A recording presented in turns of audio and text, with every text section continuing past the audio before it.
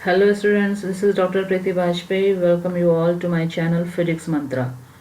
तो स्टूडेंट्स आज बात करेंगे सेंटर ऑफ मास की। देखिए सेंटर ऑफ मास के बारे में जब अपन बात करते हैं तो पहली बात जो दिमाग में आती है that is system of particles. ठीक है, अब देखते हैं सिस्टम ऑफ पार्टिकल्स क्या होता है। तो देखिए अगर हमारे पास कोई भी एक बॉडी है, ठीक है, कुछ एक प्रॉपर शेप नहीं है, रैंडम बॉडी है कुछ भी, तो suppose this is a body. ठीक है, ये बॉडी एक हमारे पास में है। तो ये बॉडी अचानक से तो नहीं डेवलप हुई होगी, है ना। इसके ये जो मतलब कुल मिला के मेरा कहने का मतलब ये है कि जो बॉडी है ये कई सारे सब्सटेंसेस में, मतलब कई सारे जो है रैंडम डायरेक्शन, रैंडम पोजीशन पे पार्टिकल्स होंगे। ठीक है, तो ये उनसे मिलकर बनी हुई है। ठीक है, अब देखो, इसलिए मैंने इसको पूरा नाम दिया कि अ सिस्टम ऑफ पार्टिकल्स। ठीक है, अच्छा अब देखो होगा क्या। मान लो कि अगर मैं बोलूं कि ये बॉडी को मैंने फोर्स लगाया इस पे, ठीक है, मैंने इस डायरेक्शन पे इस पे फोर्स लगाया और इसको मतलब इसको शिफ्ट करने के लिए थोड़ा आगे। ठीक है, तो उस केस में जो हम लोग बोलते हैं वो क्या बोलते हैं कि मैंने फोर्स लगाया इस बॉडी पे। ठीक है, ये इतना ही जानते हैं। तो नॉर्मली अपन बोल देते हैं कि ठीक है, तो फिर फोर्स लगाया, कुछ इसका मास होगा, let's suppose this is m, और इसमें जो एक्सेलरेशन डेवलप हुआ है उसको आपने a मान लिया, और आप बोलेंगे कि आपसे पूछा जाएगा कितना फोर्स लगा। अगर मतलब a आपका है जो एक्सेलरेशन डेवलप हो रहा है और m ये बॉडी का मास है, तो f आप बोल देंगे कि ये ma है। ठीक है, लेकिन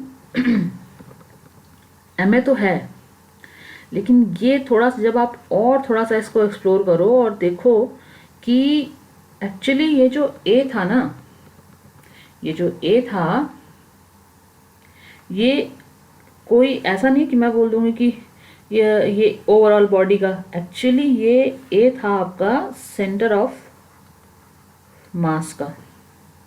तो कुल मिला के जो, और अच्छा मैं मान लो बोलूं कि ये जो है पर्टिकुलर v वेलोसिटी से ये बॉडी उधर जा रही, तो इसका मतलब होता है कि जो v बोला जा रहा है वो सेंटर ऑफ मास का है। ठीक है, क्योंकि इसमें तो बड़ा कंफ्यूजन है कि इतने सारे पार्टिकल से मिलकर बॉडी बनी है। तो आपको ओवरऑल अगर वेलोसिटी निकालनी है या ओवरऑल अगर आपको एक्सेलरेशन निकालना है तो आप एक एक पार्टिकल का अलग अलग निकालेंगे। कितने सारे पार्टिकल हैं आपको तो ये बात पता भी नहीं है ना, तो वो तो अपन काउंट भी नहीं कर सकते हैं। तो और मान लो कुछ कैसे हो भी जाए तो पहले एक एक करके कितने सारों का ये निकालेंगे और फिर उनको ऐड करेंगे, और तब अपन बोल पाएंगे कि हाँ अब इस बॉडी पे जो फोर्स लगा है उसकी वैल्यू ये है। तो वैसा ना करके क्या किया गया कि पूरी बॉडी का कुछ एक ऐसा पॉइंट ढूंढा गया, कुछ एक ऐसा पॉइंट निकाला गया जो कि पता किया गया जो कि पूरी बॉडी को रिप्रेजेंट करे। कोई एक ऐसा पॉइंट जो कि पूरी बॉडी को रिप्रेजेंट करे। तो सपोज कि कुछ यहाँ पे आपको कुछ ऐसा पॉइंट एक मिल गया।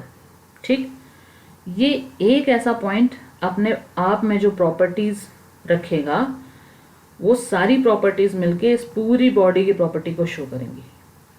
तो कुल मिला के ये जो पॉइंट जो ढूंढा गया एक बॉडी के अंदर, एक जो पॉइंट ढूंढा गया उसको ही नाम दे दिया गया सेंटर ऑफ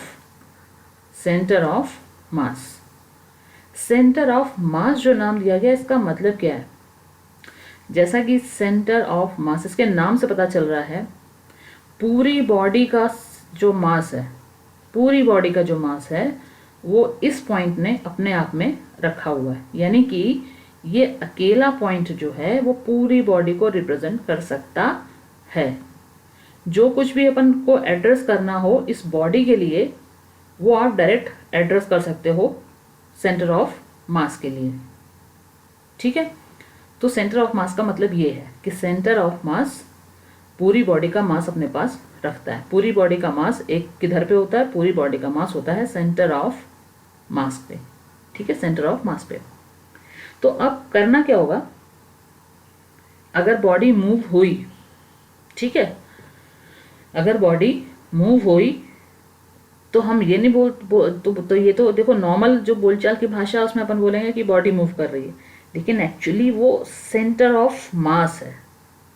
एक्चुअली वो सेंटर ऑफ मास है। एक्सेलरेशन जनरेट हुआ, सपोज एक बॉडी पे एक्सेलरेशन आपका a1 a2 कुछ भी जनरेट होता है, तो वो बॉडी का नहीं बोलते हैं, वो होता है एक्चुअली सेंटर ऑफ मास का। अच्छा, सेंटर ऑफ मास जो मैं बोल रही हूँ उसका और क्या सिग्निफिकेंस है, क्या थोड़ा सा और समझते हैं। तो देखो, अगर आप एक क्रिकेट बॉल लो, ठीक है, और आप उस बॉल को वर्टिकल डायरेक्शन में, कैसी भी डायरेक्शन में आप उसको उछालते हैं, तो जो बॉल ऊपर वर्टिकल में जा रही है वो मतलब रोटेशन भी उसमें हो रहा है, और ट्रांसलेशन वाली उसमें भी है वो, ठीक है, ट्रांसलेशन मोशन भी है और रोटेशन भी है उसमें। मतलब वो घूम भी रही है, बॉल घूम भी रही है और आगे की ओर बढ़ती भी जा रही है। जितनी भी हाइट तक आपको उसको जाना है, बॉल वहां तक जाएगी, वहां से फिर रिटर्न होगी। लेकिन अगर उसका मोशन जो है, आपको मोशन अगर उसका डिफाइन करना है तो बड़ा मुश्किल है। अगर आपको बोला जाए कि एक पर्टिकुलर पॉइंट पे उसका मोशन आप डिफाइन करिए तो बड़ा मुश्किल है, क्योंकि वो रोटेट भी कर रही है और ट्रांसलेशन भी उसमें हो रहा है। तो अब इस पे एक चीज ध्यान देने वाली है कि जो बॉल है वो सारा सब कुछ ही आपको रोटेशन कर रहा है और ट्रांसलेशन, वो सब ठीक है, लेकिन जो उसका सेंटर ऑफ मास है, उस बॉल का जो सेंटर ऑफ मास जो है आपका, वो कहीं नहीं चेंज हो रहा है, वो उसका मोशन एक जैसा ही है। तो यानी कि it is always easy to define the things. और जैसे मैं मान लो मोशन की बात कर रही हूँ, और मोशन ऑफ सेंटर ऑफ मास, ठीक है, वही बात अपना इसमें हो जाती है आपके किसमें, प्रोजेक्टाइल मोशन में। प्रोजेक्टाइल मोशन में जब आप इसकी बात करते हो, कुछ ऐसा इसकी बात आप करते हो, आपने कुछ एक मान लो छोटी सी एक छोटा सा पेन, मान लो पेन ले लिया, पेन को आपने इस वाले डायरेक्शन में, मतलब ये शेप में आप कुछ प्रोजेक्टाइल पाथ उसको दे रहे हो और वो ऐसा पाथ बना रहा है, तो उस समय भी इधर उधर के पॉइंट्स जो जितने होंगे, सेंटर ऑफ मास को छोड़ के इधर उधर के जितने पार्टिकल्स होंगे, जो पॉइंट्स मान लो बॉडी के हैं, वो सारे तो इधर उधर को सारा सब कुछ मूव हो रहा है, लेकिन सेंटर ऑफ मास जो है उसका एक सिंगल ही मोशन होगा। ठीक है, तो कुल मिला के जो कुछ भी आपको निकालना हो, वेलोसिटी निकालनी हो, एक्सेलरेशन निकालना, पोजीशन निकालनी हो, वो आप सेंटर ऑफ मास की निकाल लें, तो वो सेंटर ऑफ मास ही अपने आप में बहुत बड़ी चीज हो जाती है। सेंटर ऑफ मास ही पूरी बॉडी को रिप्रेजेंट कर सकता है। ठीक है, अच्छा, ये तो ही कॉमन बातें। अब देखते हैं कि जैसे मान लो आपके पास में एक M1 है, और अगेन चलो ठीक है, ऐसा समझ लो कि आपके पास एक रॉड है छोटी सी,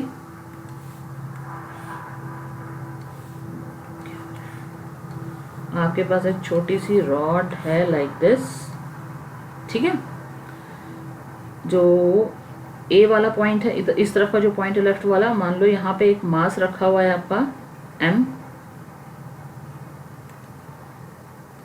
एक मास रखा है आपका M, और वाले एंड पे भी आपका मास रखा है m। तो अब एक जो आपका रॉड समझ लो, छोटी सी रॉड आपके पास में है, उसके साइड्स पे, उसके एज पे, उसके एंड पॉइंट्स पे सेम मास रखा हुआ है। तो इस केस में सेंटर ऑफ मास जो होगा वो कहाँ पे होगा, सेंटर ऑफ मास कहाँ पे होगा? तो देखिए, जब ऐसा केस होगा जिसमें कि आपके दोनों एंड पे बराबर मास रखा होगा, इक्वल मास होगा, इक्वल मास डिस्ट्रीब्यूटेड होगा, तो in that case you can say कि इसका जो सेंटर ऑफ मास होगा वो इसकी हाफ डिस्टेंस पे होगा, मतलब मिड पॉइंट पे होगा, यहाँ कहीं होगा। ठीक है, let's suppose D is the distance between this two mass m and m। तो वो केस में जो आपका सेंटर ऑफ मास हो जाएगा वो d/2 पे हो जाएगा। मतलब या तो इधर से काउंट करो कि इस वाले m से कितनी दूरी पे होगा, तो भी वो d/2 पे हो जाएगा, और इस वाले मास से देखें तो भी वो d/2 पे हो जाएगा। ये हो रहेगा आपका सेंटर ऑफ मास। ठीक है, अच्छा अब देखो एक बात और कि सेंटर ऑफ मास क्या कैसे काम कैसे करता है। तो देखो ऐसा है, वापस आ जाते हैं यहाँ पे। ये देखो आप पहला वाला केस देखो, यहाँ पे मान लो कि एक स्ट्रेट रॉड है, ठीक है, इसका सेंटर ऑफ मास जैसे मैंने बोला किधर होगा, अगर दोनों मास इक्वल हैं तो उनका सेंटर ऑफ मास कहाँ पे होगा, सेंटर पे। तो अगर ये सेंटर पे है आपका, सेंटर ऑफ मास सेंटर पे है, हाफ डिस्टेंस पे है, हाफ, तो इस केस में आपकी जो रॉड है वो बैलेंस्ड रहेगी, है ना, क्योंकि मास और जो भी चीज़ें हैं इक्वली डिस्ट्रीब्यूटेड है, तो वो बैलेंस्ड रॉड होगी। वो तभी बैलेंस होगी जब उसका सेंटर ऑफ मास पे आपने उसको अटकाया होगा, सेंटर ऑफ मास पे जब बैलेंस किया होगा तो ही।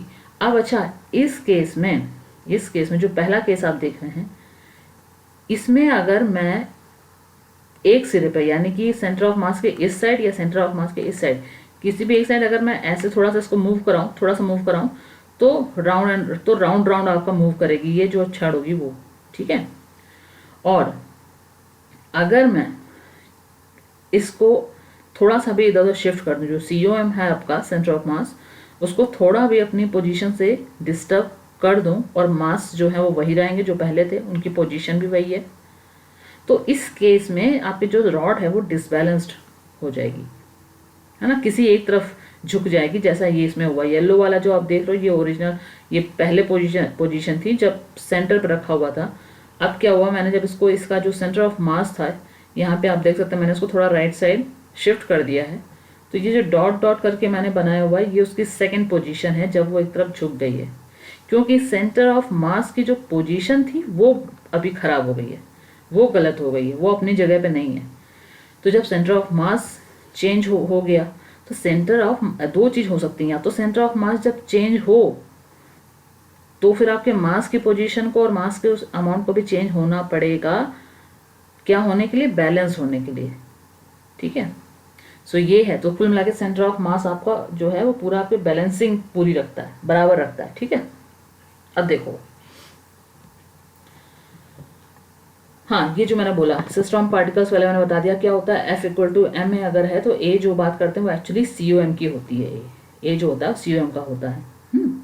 वेलोसिटी ऑफ ए बॉडी, इसी तरह से अगर वेलोसिटी ऑफ ए बॉडी की बात करते हैं तो एक्चुअली उस बॉडी का जो सेंटर ऑफ मास होता है उसकी बात हो रही है कुल मिला के। ठीक है, उसकी बात हो रही है, क्योंकि अलग अलग पार्टिकल्स को कहाँ तक निकालेंगे वेलोसिटी और कहाँ तक जोड़ते रहेंगे, तो इसके लिए सेंटर ऑफ मास का निकाल लेते हैं, वही टोटल हो जाता है।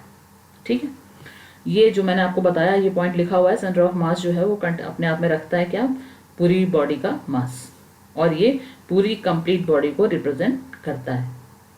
ठीक है, सो ये है। अच्छा, और चीज़ें कुछ देख लीजिए, जैसे मैंने अभी बात की आपको कि पोजीशन की, तो होता क्या है कि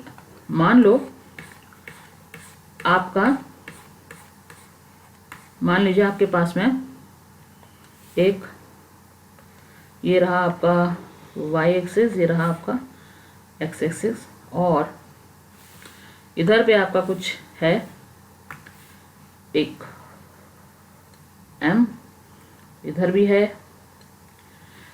तो क्या होगा, इसको ओरिजिन से मान लो ये यहाँ पे है, एक सेकेंड, इसको क्या करेंगे, अगर ओरिजिन से अपन मीट करा दें तो ये कुछ ऐसा हो जाएगा। और अगर आपको वेक्टर्स में याद हो, मैंने पोजीशन वेक्टर्स पढ़ाए थे, तो ये जो भी मास यहाँ पे, मान लो मैंने m की बात कही, अगर ये m1 m2 मास यहाँ पे थे तो ये r1 पोजीशन वेक्टर बन जाएगा और ये बन जाएगा r2 पोजीशन वेक्टर।